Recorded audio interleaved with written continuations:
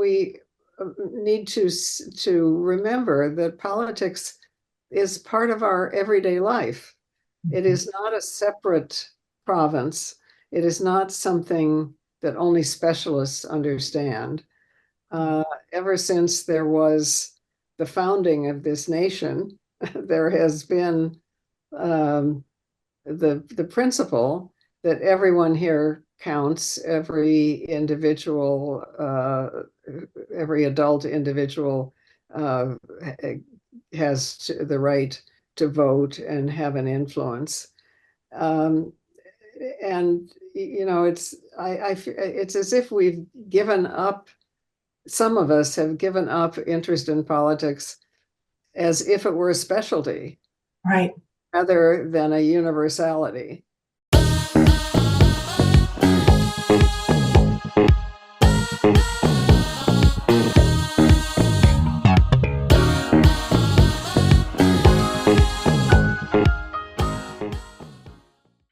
Hi, everybody. We hope everybody's doing well. We are waiting for our very special guest to join us. We just had Dawn and I had a great conversation in the VIP segment with Miss Gloria Steinem. And so as soon as she joins us, we'll start our candid conversation, right, Dawn? Absolutely. Oh, and there she is. Hi, Gloria. Hi. Hi, Gloria. Magic of technology, right? I know, we love it. So again, we want to welcome everybody to our Candid Conversations with the National Women's Political Caucus. I'm Deidre Malone. I'm the president of the caucus. And tonight we are so excited to have one of our co-founders, Gloria Steinem, join us. And Dawn Lott, who is our first vice president, is co-hosting this event with me. Dawn. So good evening, everyone, to our members, our friends, our guests, our advocates for gender equality. I'm so happy that you have joined us this evening. I'm just going to read a brief bio of Gloria. Gloria Steinem is a writer, a lecturer, a political activist, and feminist organizer. She travels in this and other countries as an organizer and lecturer and is a frequent media spokeswoman on issues of equality. She's particularly interested in the shared origins of sex and race caste systems, gender roles, and child abuse as roots of violence, nonviolent conflict resolution, the cultures of Indigenous peoples, and organizing across boundaries for peace and justice. She lives in New York City, and she is the author of the travelogue, My Life on the Road. As we mentioned, it was with great honor and excitement that we welcome all of you to this momentous occasion. As we've been talking about in our VIP session, but tonight we welcome a pioneer, really a trailblazer, an icon whose unwavering commitment to gender equality has inspired generations. As a co-founder of NWPC and an iconic feminine figure of the feminist movement, Gloria Steinem has dedicated her life to amplifying the voices of women and challenging the status quo, from her groundbreaking journalism to her tireless activism. She has inspired generations to question societal norms and envision a world where every individual, regardless of gender, has the opportunity to thrive. Throughout her remarkable career, Gloria has fearlessly confronted injustice, shattered glass ceilings, and championed causes that have transformed our society. Her unwavering commitment to equality and her unwavering spirit continue to inspire us all as we strive for a more inclusive and equitable future. So tonight, as we come together to support NWPC's mission of promoting women's leadership and advancing progressive policies, we are privileged to have Gloria Steinem grace us with her wisdom, her insight, and indomitable spirit. So let us embrace this opportunity to learn from her extraordinary journey, to draw strength from her unwavering resolve, and to recommit ourselves to the cause of equality for all. So I know we're on this virtual screen, but please join me and give a warm welcome, virtual welcome to our icon, Gloria Steinem. Welcome. All right, but I'm welcoming all of you. I have all those things to say about each one of you, more so. Gloria, Because you're the future. thank you. And Dawn will tell you, Gloria made a point of saying when we told her we were segueing into this candid conversation that we need to have dialogue and have responses too. So those of you who are with us tonight know that this is going to really be a conversation, right, Gloria? Yes, absolutely. All right. So Dawn, what do we want to start out with? Well, you know what? I think the question that probably everybody wants to know, Gloria, is what moved you and others to start, the other founders to start NWPC? Really, we were moved by the absence of women in equal numbers pretty much everywhere. I mean, some states were better than others. Minnesota was better than Mississippi and so on. But nonetheless, there was no place in which women were present in the numbers we deserve to be and in the racial diversity that we truly represent. It was always possible and certainly was happening that women were striving in both and indeed all political parties to be represented within those parties. But we started the National Women's Political Caucus because we felt there needed to be an additional stronghold and organizing center. And this was very much the initiative of Bella Abzug, of Shirley Chisholm, of Patsy Mink, women who had political experience of their own and had experienced how painful it was that they had to look at state legislatures and Congress that did not look like the country. And so Gloria, to that point, just thinking about back then and fast forwarding to today, I mean, we still have some of those challenges. When you think about, overturning Roe versus Wade with the Dobbs decision, and you think about, like, I'm in the state of Tennessee and we've banned everything, right? So, with, California and New York, women have that healthcare choice freedom.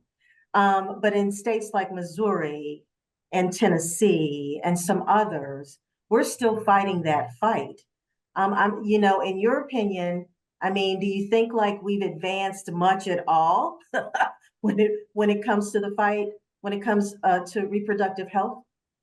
Well, we have advanced, but as you point out, not nearly enough. I mean, if you have to get in your car and drive 200 miles to get the health care you need, that is certainly not equality. And we have fallen behind many other countries, including Canada, and often including India. I mean, in whether or not women have democratic access to the health care that we need. I was hoping that this past era of pandemic would help us because it was so clear that we are all vulnerable. It isn't as if any national or state line can stop an infection. We are all vulnerable in this world and in this country, and that should help us universalize not only our healthcare, but our political activism. Absolutely. Absolutely. And so we did obtain questions from, our guests prior to this evening. And one question comes from Kelly. If you're on the line, please pardon me if I mispronounce your middle name, but I'm going to say Kelly H. Arthur, and she comes from Saratoga Springs, New York. The question is, looking ahead, what advice or insights would you offer to today's young women and ERA advocates as they continue the fight for equal justice and what to do as the most critical steps forward achieving lasting gender equality in the future. And she simply asked, Gloria, is the ERA dead? No, the ERA is definitely not dead. Many people think that it already exists. That's part of its problem. Also, they may or may not know the record of support or not support of their political representatives. I often think that we should put in our airports where people arrive from different countries, big banners that say, "Welcome to the only democracy in the world that does not include women equally in the Constitution," because it is partly a question of consciousness, both thinking we already have it and not understanding how important it is. So another question from one of our members, Gloria, from Carol Comito, who's out of Washington, D.C. And Carol also serves as our Vice President of Diversity and Outreach. Gloria, there are hundreds of women's organizations in the U.S. How can we form a bond to bring women together to stand up and defend our rights, especially regarding healthcare? There are more of us than not just a march, is what she said. What else can we do, in your opinion? Well, that's such a big question. It's kind of hard to answer, but we can talk to our neighbors. We can talk to the people who work in our offices or factories with us. We can do this all the time, but also especially at election time. We can encourage each other to run. You know, I mean, it's a characteristic of women who are looking at political office that we don't think of ourselves as candidates. We're waiting for it, but wait a minute, we could be, right? Right. So to run for county commissioner or for school board, or, you know, for whatever is open and influential, it seems to me that women more than men, I hate to overgeneralize, but I think that women need other women and men to come to them and say, you would make a great candidate, because we don't self-identify in the same way. Well, I'm hoping that you're proud of the fact that that's one of the things that our organization today does well in terms of recruiting and identifying women, specifically pro-choice women, to run for office, like at every level of government. You know, our local caucuses are very active. Our state caucus is very active. And of course, we still have our political action committee that works with us on endorsements. So we're still, you know, making sure that we identify those women in our communities to advance and seek out and ask them to seek office. Thank you so much, because that is so crucial. And I hate to generalize, but I do think it's even more crucial for female candidates than male candidates. We don't wake up in the morning and say, I could be. And Gloria, back right. back then, did women have, in your opinion, I mean, we really work hard to get women to see the value in fundraising and being able to ask folk for money for their campaigns. Sometimes we can be so timid. And so a lot of what we teach them is, if you believe in yourself, then you can ask for support, right? Yes, absolutely. And frequently we need to multiply a bit what we ask for, because we somehow our I don't know what it is, but our lack of confidence, or, you know, historically it's been true that women who contribute often contribute unconsciously more to a male candidate than a female candidate. So we need to cut that out, you know. Wow.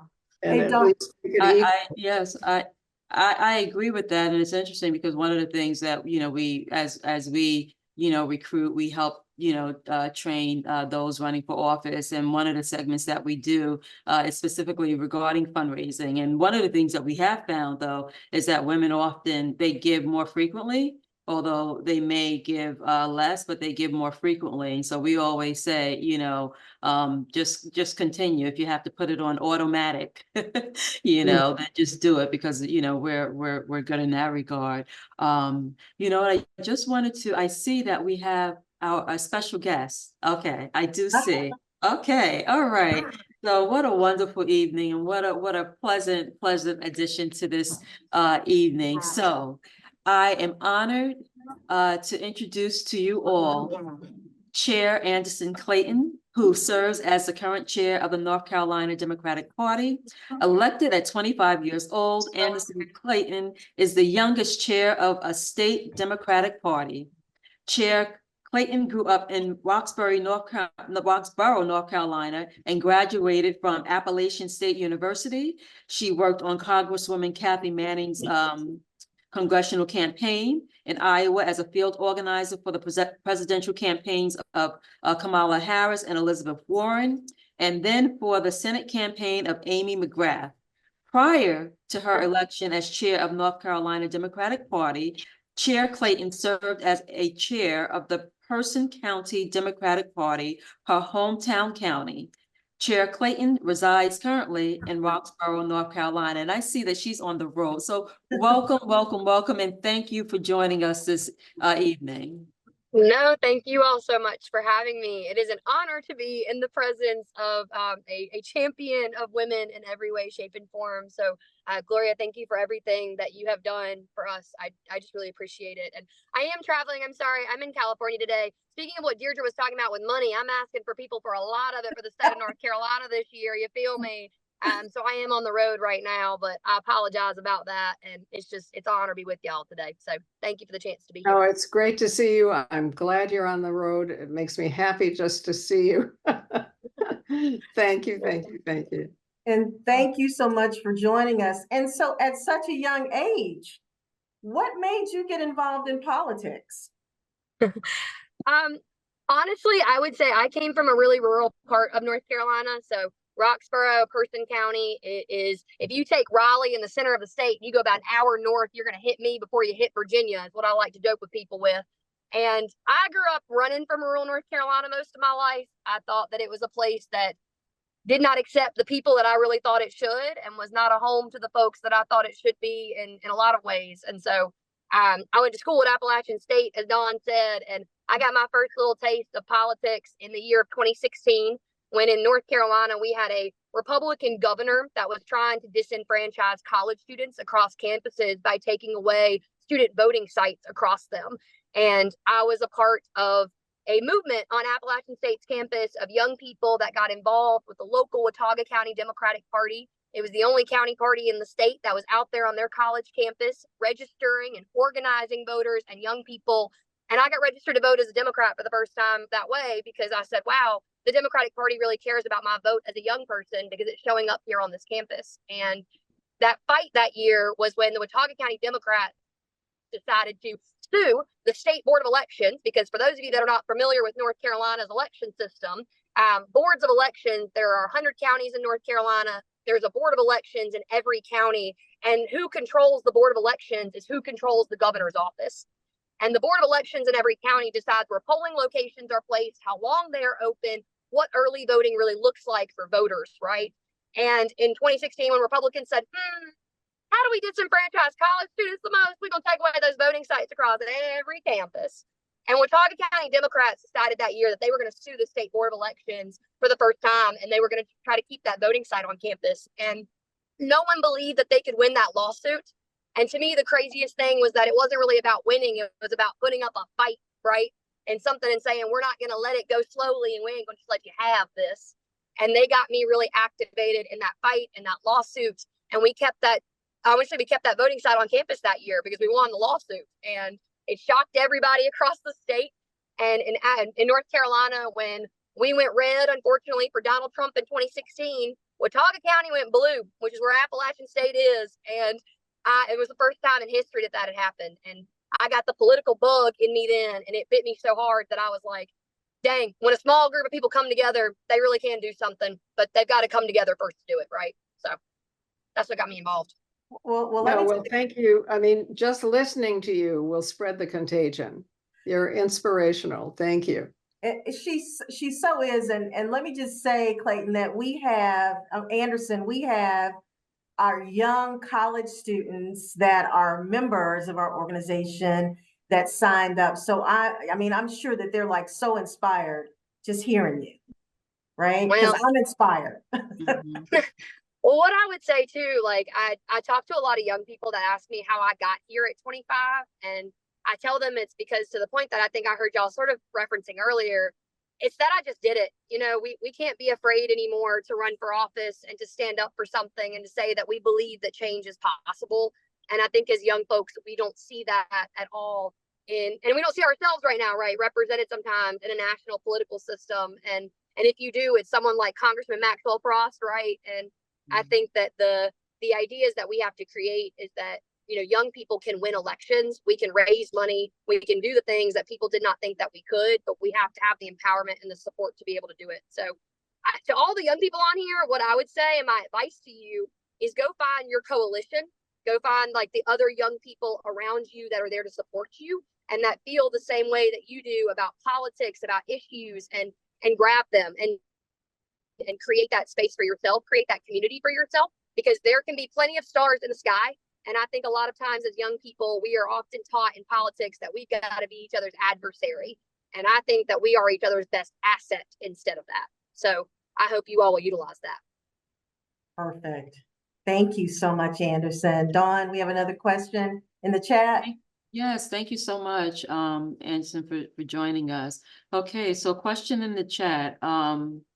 First, my gratitude to a woman who is one of my greatest heroes for what you have done, not just for NWPC, but for Miss Magazine. My question is the influence of money in political campaigns, especially since the Citizens United decision and its particular effect on women. Women have learned to raise funds and organize grassroots and media campaigns, but male-dominated business and conservative organizations are pouring money into campaigns that have overwhelmed and defeated them. Question, is there any hope of pushing back on the excessive impact of money that largely benefits male candidates? Yes, I mean, traditionally what helps is to look for many small donations as opposed to a few big donations, because they may represent corporate interests, which they have every right to do, but that is not necessarily serving the overall democracy. So to do that research and to publicize the nature of the funding of individual candidates gives us an idea of their deep democracy, that is, who they really represent. We have, thank you, Gloria. We have another question from, and I'm gonna mess it up. I'm just gonna say last name Mishra from Sacramento, California. For young women like myself, do you have any recommendations, suggestions on getting started in activism, advocacy, and politics, specifically in the unique era we live in today? And I think Anderson kind of touched on that too. So.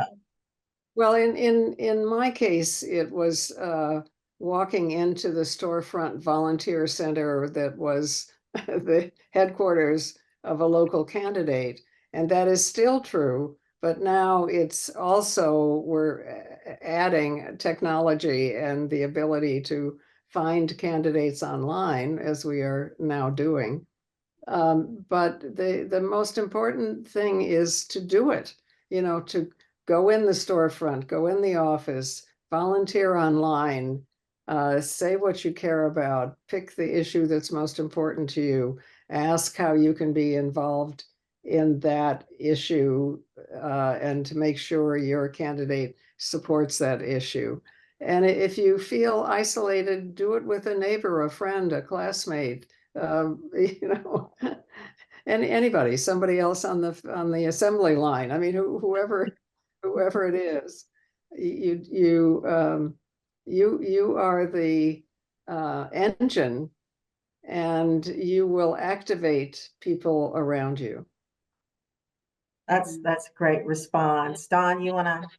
Yeah, so, and this question is for both of you. So with the continuing rise of social media and digital activism, how do you see the landscape of feminist organizing evolving, and what opportunities and challenges does this present for organizations like NWPC? Well, I think the opportunities are obvious. Here we are, speaking to each other courtesy of modern communication. But I think, therefore, because this is obvious and the person by person one is not so obvious, I think we also need to remember that empathy requires physical presence.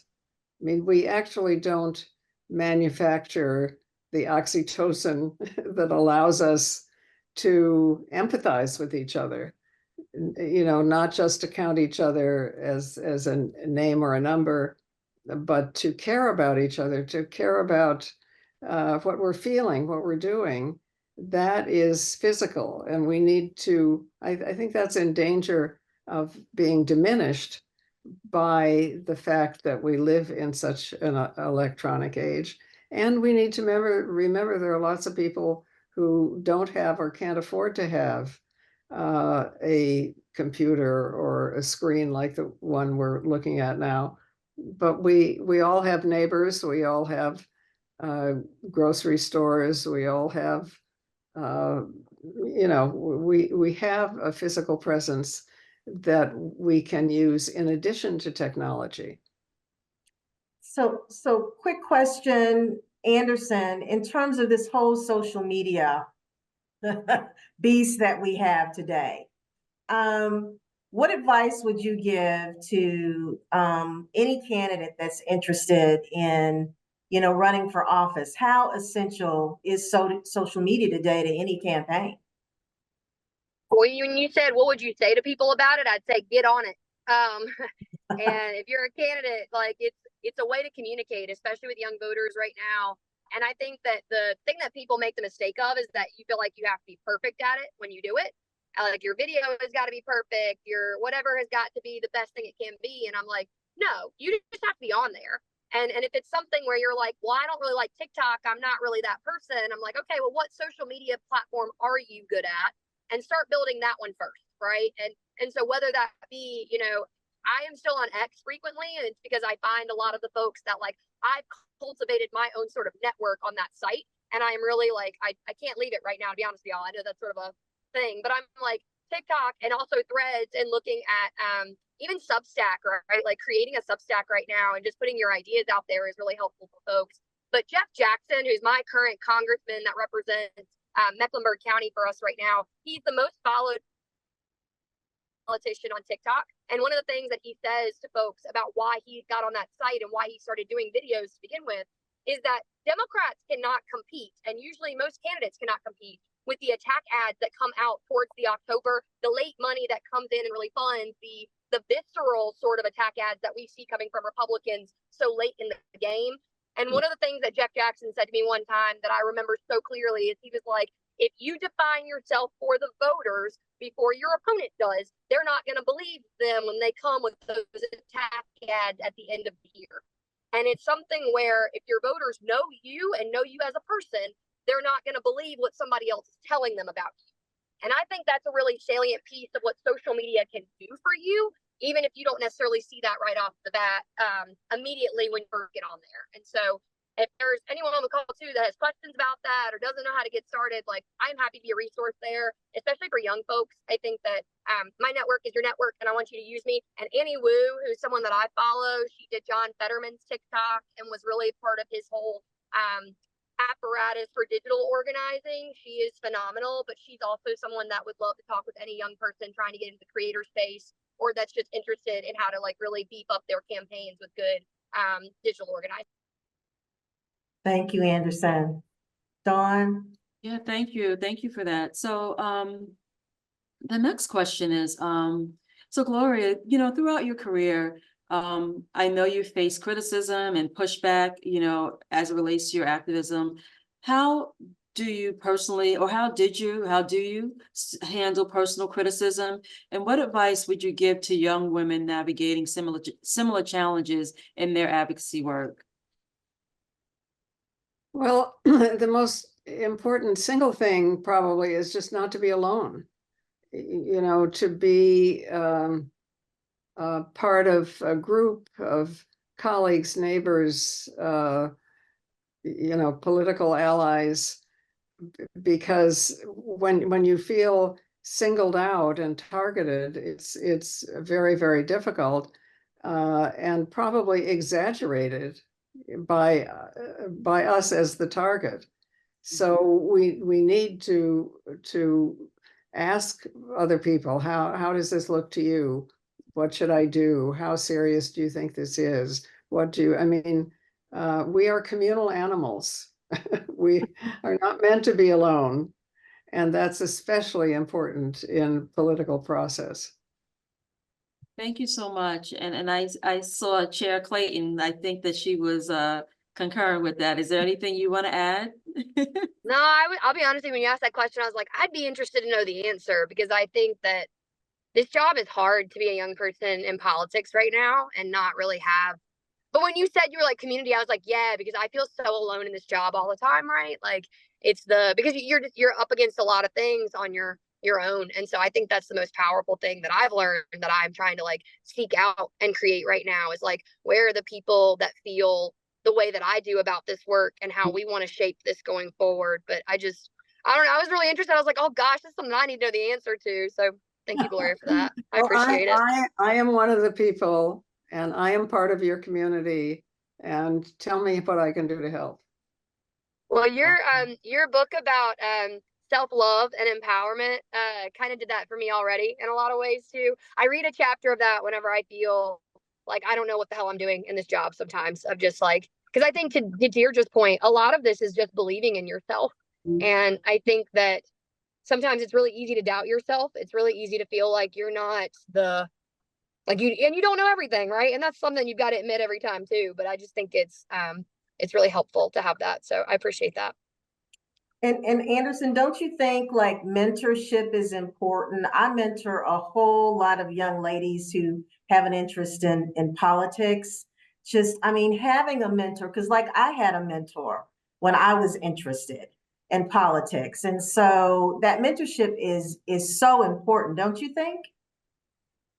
It's something I crave right now, to be honest with y'all. Like, I think that I got in this job a year ago in February. And one of the things that I realized looking around me is I was like, wow, there's not a ton of like young women or even just older women in positions of power in the party sometimes, at least in North Carolina, at that like more localized level. And I started sort of looking around to like, who can I lean on that does that for me right now in some ways? And I feel like I'm still searching. You know, every older woman though in this business, and I say older just meaning like if you're older than me, right? Not even like something in that sense, but I look at them and I'm like, I'm searching for this. And these days I feel like someone's gonna look at me and be like, okay, well, I'm gonna be that for you. And I just gotta keep asking for it, you know? And that's what I would encourage everyone to do is always ask.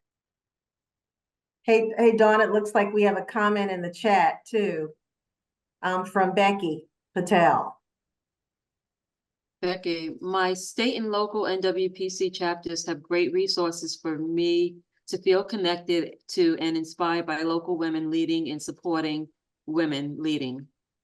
Okay. Thank you, Becky. And then it looks like Brenda F said how to get the college campuses to stand up and rally for women's rights with the same passage as the current campus protests. Okay. How do we get women engaged? Well, you know, the women's groups at Columbia University, which is probably what we're thinking of currently, are very energized and active. And we can make that clear and encourage others by having additional press conferences, making our own statements as to why, say, safety on campus has even more importance for females than it does for males, or why the presence of women in authority as administrators, as professors, and so on is especially important. We need to send the signal out there. So Dawn, I know we only have about 8 minutes left for this candid conversation. So Anderson and Gloria, any parting thoughts for our National Women's Political Caucus supporters? Well, I don't want to be the last person here because I want youth to be. I was like, I don't want to go after you.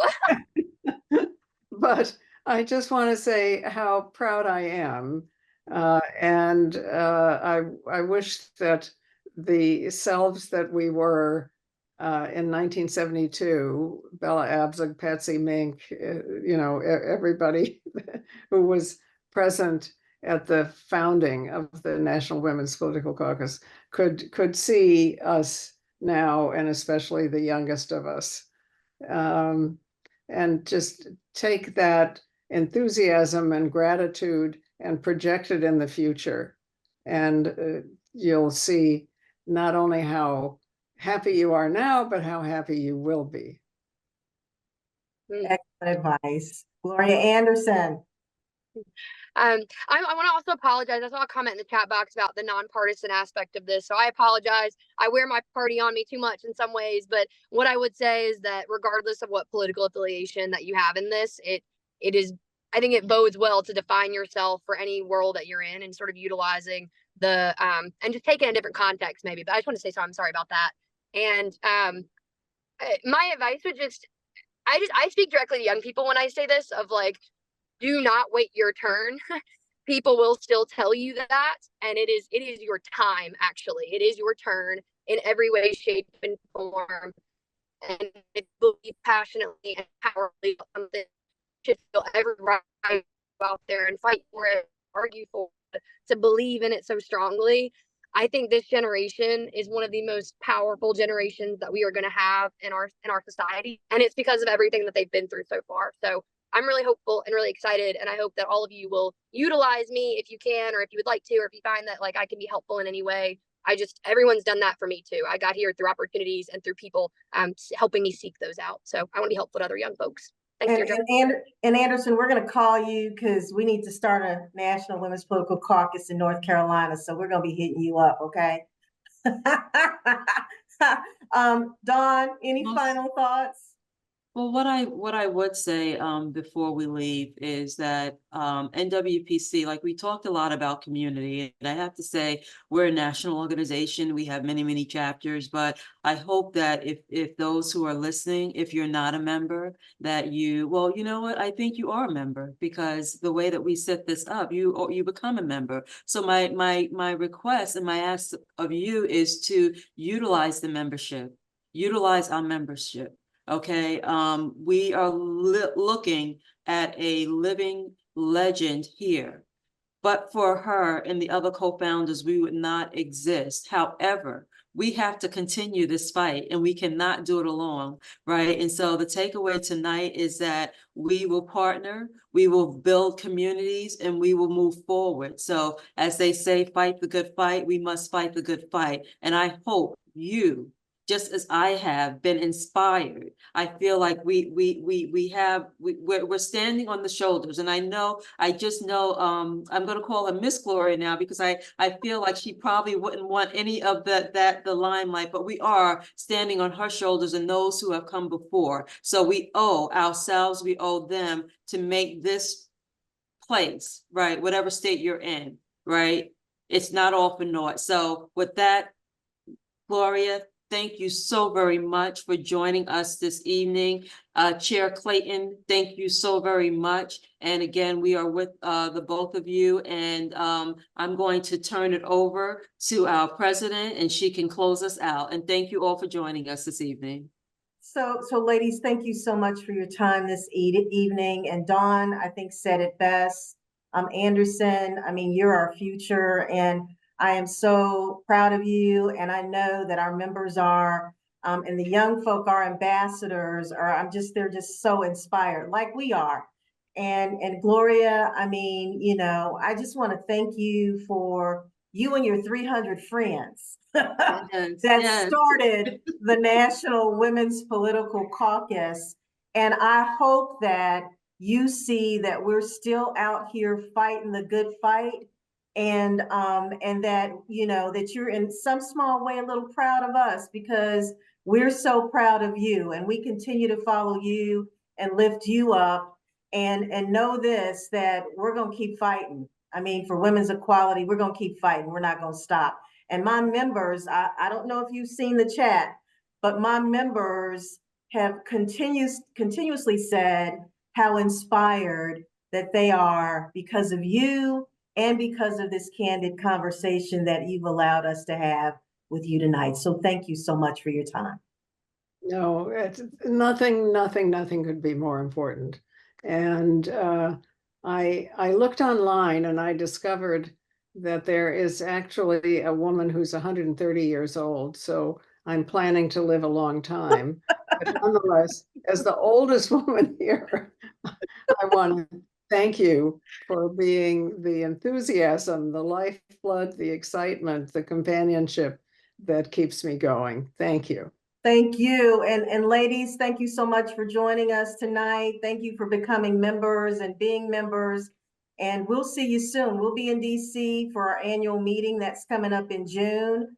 And we'll see you soon. So Gloria, Anderson, thank you so much. And ladies, have a great evening. Thank you. Thank you.